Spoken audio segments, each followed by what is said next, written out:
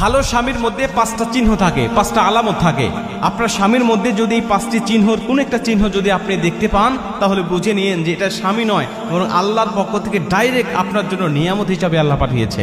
হীরার টুকরা যেন আপনার হাতে পেয়ে গেছেন, আপনি শুকরিয়া করবেন আল্লাহর দরবারে যে আল্লাহ আপনি আমাকে যে নিয়ামতটা দিয়েছেন, আল্লাহ এই নিয়ামতের শুকরিয়া করছি, কখনো এই নিয়ামত আমার কাছ থেকে আপনি ছিনিয়ে নিয়েন না।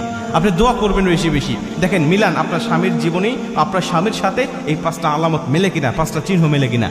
এক নম্বরে, আপনার ভালো স্বামী যিনি, উনি আপনি ভুল করলে আপনাকে বোঝানোর চেষ্টা করবে, আপনার শরীরে আঘাত করবে না, আপনাকে বারবার বোঝাবে। আপনি যদি না বোঝেন, প্রয়োজনে আপনার সাথে একটু রাগারাগি করে আপনার বিছানা আলাদা করে দিয়ে আপনাকে বোঝানোর চেষ্টা করবে, আপনার শরীরে আঘাত করবে না, আপনাকে ডিভোর্স দিবে না। এটা হলো ভালো স্বামীর লক্ষণ। আপনি তাও যদি না বোঝেন, প্রয়োজনে আপনাকে পারিবারিক একটা বৈঠকের মাধ্যমে আপনাকে বোঝানোর চেষ্টা করবে, তবু আপনাকে আলাদা করবে না, আপনার শরীরে আঘাত করবে না। আর যারা খারাপ স্বামী, ওরা কিছুতে মানে একটু থেকে আর একটু হলেই, পান থেকে চুন খুসলেই মুহূর্তের মধ্যেই তার শরীরে আঘাত করা শুরু করে দেয়, একেবারে জখম করে দেয়। এরকম যদি হয়, ওই স্বামী কখনো আদর্শবান নয়। কিন্তু যদি আপনাকে বোঝানোর চেষ্টা করে, প্রথমে শুকরিয়া করবেন যে আপনার স্বামী ভালো আদর্শবান, এবং দ্বিতীয়ত ওই উপদেশগুলো আপনি মানার চেষ্টা করবেন, কখনো তারা অবাধ্য হবেন না।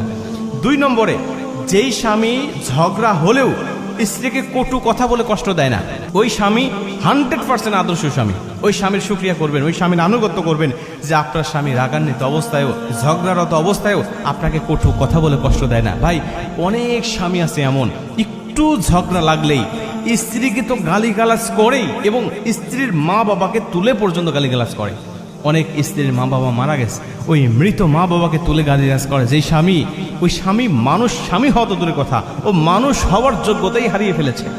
আপনার মা বাবাকে তুলে কেউ গালিগালাজ করলে আপনার যেমন কষ্ট লাগে, আপনার স্ত্রীর মা বাবাকে গালিগালাজ করলে আপনার স্ত্রী তার থেকে বেশি কষ্ট লাগে। কারণ আপনার মা বাবা হয়তো আপনার সাথেই থাকে, আপনার পাশেই থাকে, আপনার কষ্ট একটু কম লাগবে।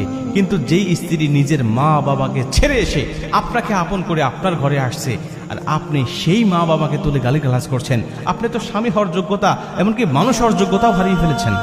অতএব কটু কথা বলে স্ত্রীকে কখনো কষ্ট দিবেন না, আদর্শবান স্বামী হিসাবে থাকবেন। এবং 3 নম্বরে, যেই স্বামী নিজে যা খায়, যে মানের খায়, ওই মানের খাওয়ানোর জন্য চেষ্টা করে, ওই স্বামী ভালো স্বামী।